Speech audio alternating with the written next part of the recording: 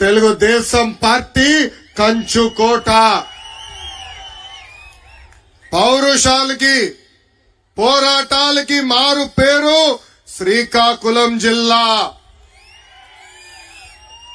Telugu Desam party హయాంలో ఉత్తరాంధ్రాని job capital of ఇండియాగా చేస్తే ఈ సైకో జగన్ పరిపాలనలో ఉత్తరాంధ్రాని గంజాయి క్యాపిటల్ ఆఫ్ ఇండియాగా ఈ రోజు మార్చేసే పరిస్థితి.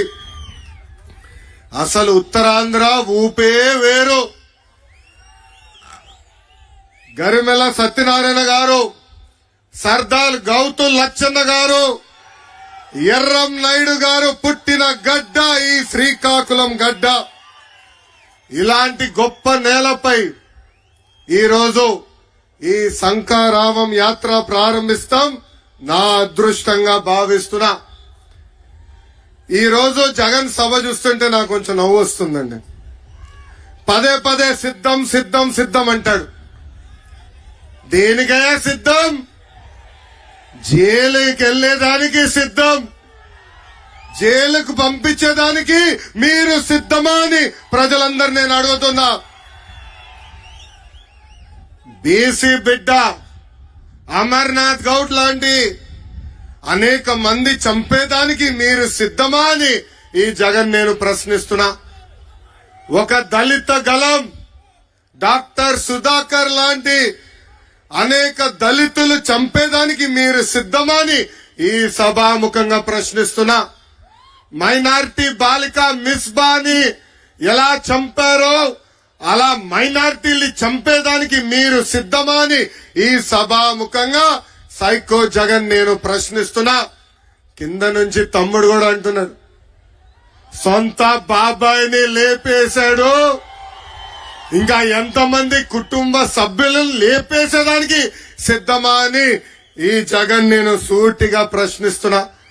లేదంటే రాష్ట్రాన్ని సర్వనాశనం చేసేదానికి సిద్ధమా అని ఈ సభాముఖంగా జగన్ నేను ప్రశ్నిస్తున్నా. ఈ మధ్యన 3 ఘటనలు జరిగినాయి.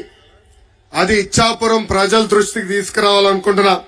మొదటిది, వైకాపా నాయకుల్లో చేస్తున్న భూ కబ్జాలకి సహకరించలేదని విశాఖపట్నం తహసీల్దార్ రామయ్యని అతి కిరాతకంగా వైకాపా నాయకులు కొట్టి చంపేశారు.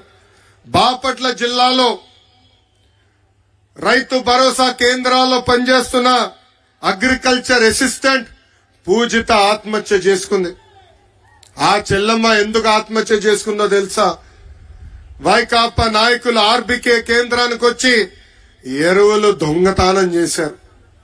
ఆ డబ్బులు ఆ చెల్లెమ్మ చెల్లించాలని వేధిస్తే పాపం ఆ చెల్లమ్మ ఆత్మహత్య చేసుకుంది. ఇంకా అంతేకాదు, విజయనగరం జిల్లాలో పంచాయతీరాజ్ డిపార్ట్మెంట్ లో పనిచేస్తున్న ఒక జేఈ రామకృష్ణ ఏకంగా ఆ ఫ్యాన్ కే ఉరేసుకుని చనిపోయాడు, ఆత్మహత్య చేసుకున్నాడు. ఆ రామకృష్ణ గారు చేసిన తప్పేంటో తెలుసా? ప్రజలకు అండగా నిలబడతాం. వైకాపా నాయకులు అక్కడ ఉన్న సిమెంట్ ఇనుప దొంగతనం చేసుకుని వెళ్తే వాళ్ళ పైన అడ్డంగా తిరిగినందుకు ఆయన వేధించి ఆత్మహత్య చేసుకునే పరిస్థితి తీసుకొచ్చింది ఈ ప్రభుత్వం. జగన్ ఈ మధ్యన కొత్త నాటకం మొదలు పెట్టాడు. ఆ నాటకమే డిఎస్సి. 4 సంవత్సరాలు 10 నెలలు ఒక్క డిఎస్సి ఇవ్వలా. డిఎస్సి అన్న పదం ఆయన నోరు నుంచి రాలా. అందుకే మోసానికి, దగాకి, కుట్రకి ప్యాంటు షర్ట్ వేస్తే అచ్చు జగన్ లాగా ఉంటుంది. ఎన్నికల ముందల ఏం చెప్పాడు ఈ జగన్? 23,000 డిఎస్సి పోస్టులు ఇస్తామని ఆనాడు హామీ ఇచ్చాడు. అధికారంలోకి వచ్చిన తర్వాత కేవలం 18,000 పోస్టులు ఉన్నాయన్నాడు. దాని తర్వాత 117 జియో తీసుకొచ్చి ఏకంగా స్కూల్ రేషనలైజేషన్ పేరుతో టీచర్ పోస్టులు తగ్గించిన వ్యక్తి ఈ జగన్. ఇప్పుడు కరెక్ట్ గా ఎన్నికలు వస్తున్నాయి. యువతలో యువగలం మొదలైంది. అందుకే ఇప్పుడు నామమాత్రంగా 6,000 పోస్టులు ఇస్తానని ముందరగెళ్తున్నాడు. ప్రజలందరూ ఆలోచించాలా. అన్న విశ్వవిఖ్యాత నట సార్వభౌమ స్వర్గశ్రీ నందమూరి తారక రామారావు గారు కానివ్వండి, చంద్రబాబు నాయుడు గారు కానివ్వండి, ఇద్దరు కలిసి 1,70,000 టీచర్ పోస్టులు భర్తీ చేశారు. ఈ సభాముఖంగా నిరుద్యోగ యువకులకు హామీ ఇస్తున్నా, వచ్చేది మన ప్రభుత్వమే. ప్రతి సంవత్సరం డిఎస్సి మేము ఏర్పాటు చేస్తాం.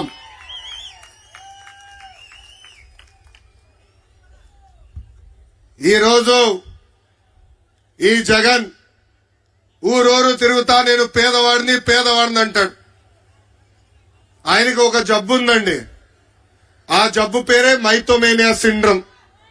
ఆ జబ్బు లక్షణాలు ఏంటో తెలుసా? ఉంది లేనట్టు, లేనిది ఉన్నట్టు చెప్తారు. సొంత టీవీ ఉన్నవాడు పేదవాడు అవుతాడా? సొంత ఛానల్ ఉన్నవాడు పేదవాడు అవుతాడా? సొంత పేపర్ ఉన్నవాడు పేదవాడు అవుతాడా? సొంత సిమెంట్ ఫ్యాక్టరీ ఉన్నవాడు పేదవాడు అవుతాడా అని ప్రజలందరినీ ఒక్కసారి ఆలోచించమంటున్నా. 1,00,000 రూపాయలు విలువైన చెప్పులు వేసుకుని తిరుగుతాడు. 1,000 రూపాయలు ఖరీదైన వాటర్ బాటిల్లో నీళ్లు తాగుతాడు. ఆయనకి పేదవాళ్ళు ఎదుర్కొంటున్న సమస్యలు అర్థమవుతాయని ఒక్కసారి ప్రజలందరూ ఆలోచించాలా. ఇంకా తెలుగింటి ఆడపడుచులు కూడా ఆలోచించాలా. ఈ రోజు సొంత చెల్లి షర్మిల గారు కానివ్వండి, సునీత గారు కానివ్వండి, ఏకంగా మాకే భద్రత లేదని చెప్పే పరిస్థితి. సొంత జగన్ ఇంట్లో ఉన్న చెల్లమ్మలకే భద్రత లేకపోతే ఇంకా మన పరిస్థితి ఎలా ఉంటుందో ఒక్కసారి ఆలోచించమని తెలుగింటి ఆడపడుచులు నేను కోరుతున్నా. ఈ జగన్ ని చూస్తే ఒక అద్భుతమైన కటింగ్ ఫిట్టింగ్ మాస్టర్ గుర్తొస్తాడండి. ఏంటది? Cutting fitting master. Jagan button నొక్కుతాడంటాడు, కానీ మనకు కంపడేది బులుగు బట్టనే. బల్ల కింద ఒక ఎర్ర బటన్ ఉంది, అది మనకు కంపడదు తల్లి.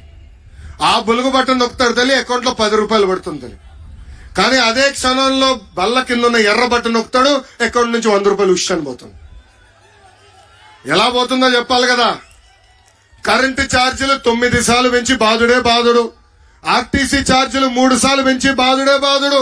ఇంటి పన్ను, చెత్త పన్ను, నిత్యావసర సరుకులు పెంచి బాధుడే బాధుడు. ఇప్పుడు ఏకంగా భూమ్ ధరలు కూడా పెంచి బాధుడే బాధుడు. ఇంకా కటింగ్ మాస్టర్ అన్నాను కదా, అన్న క్యాంటీన్ కట్, పెళ్లి కానుక కట్, పండగ కానుక కట్, చంద్రన్న బీమా cut, best available school cut, 6 లక్షల వృద్ధులకి పెన్షన్ కట్, డ్రిప్ ఇరిగేషన్ కూడా కట్. ఇట్లా భారతదేశ చరిత్రలోనే 100 సంక్షేమ కార్యక్రమాలు కట్ చేసిన ఏకైక ముఖ్యమంత్రి ఈ జగన్. మీరు పడుతున్న కష్టాలు చూశాం. అందుకే చంద్రబాబు నాయుడు గారు, పవన్ కళ్యాణ్ గారు కలిసి బాబు సూపర్ 6 ప్రకటించడం జరిగింది. మన ప్రభుత్వం రాబోతుంది. మన అధికారంలోకి వచ్చిన వెంటనే యువతకి 20 లక్షల ఉద్యోగాలు కల్పిస్తాం. ఉద్యోగాలు వచ్చే వరకు నిరుద్యోగ యువకులకి ప్రతి నెల 3,000 రూపాయలు నిరుద్యోగ భృతి కూడా మన ప్రభుత్వం కల్పించబోతుంది. రెండోది, స్కూల్కి వెళ్ళే పిల్లలకి ప్రతి పిల్లకి 15,000 రూపాయలు తల్లి అకౌంట్ లో ప్రతి సంవత్సరం వేసే బాధ్యత మన ప్రభుత్వం తీసుకుంటుంది. ప్రతి రైతుకి అండగా నిలబడడానికి 20,000 రూపాయలు రైతులు కూడా మన ప్రభుత్వం ఇస్తుంది. ఇంకా ప్రతి ఇంటికి ప్రతి సంవత్సరం ఉచితంగా 3 గ్యాస్ సిలిండర్లు ఉచితంగా మనం ఇస్తాము. ఇంకా 18 సంవత్సరాల నుంచి 59 సంవత్సరాలు నిండిన మహిళలకి ప్రతి నెల 1,500 రూపాయలు మన ప్రభుత్వం ఇవ్వబోతుంది. అంటే సంవత్సరానికి 18,000 రూపాయలు. 5 సంవత్సరాల్లో 90,000 రూపాయలు మన ప్రభుత్వం మీకు ఇవ్వబోతుంది. ఇంకా మహిళలు ఆర్టీసీ బస్సులో ఉచితంగా ప్రయాణించే హక్కు కూడా మన ప్రభుత్వం కల్పించబోతుందని ఈ సభాముఖంగా తెలుతున్నా. అసలు ఉత్తరాంధ్రకి పట్టిన శని ఈ జగన్. 3 రాజధానులు అన్నాడు. ఉత్తరాంధ్రలో కనీసం ఒక్క ఇటుకన వేశాడా? ఒక అభివృద్ధి కార్యక్రమం చేశాడా? విశాఖపట్నంలో ప్రజా ధనాన్ని లూటీ చేసి 500 కోట్ల రూపాయలతో ఒక ప్యాలెస్ కట్టుకున్నాడు తప్ప ఉత్తరాంధ్రకు చేసింది ఏమీ లేదు. విశాఖ రైల్వే జోన్ కి ఏర్పాటు చేసేదానికి భూమి కూడా ఈ ప్రభుత్వం ఇవ్వలేదు. మూటబడిన అన్ని షుగర్ ఫ్యాక్టరీలు తెరుస్తానని ఎన్నికల ముందల హామీ ఇచ్చి కనీసం ఒక్క ఫ్యాక్టరీ కూడా ఈ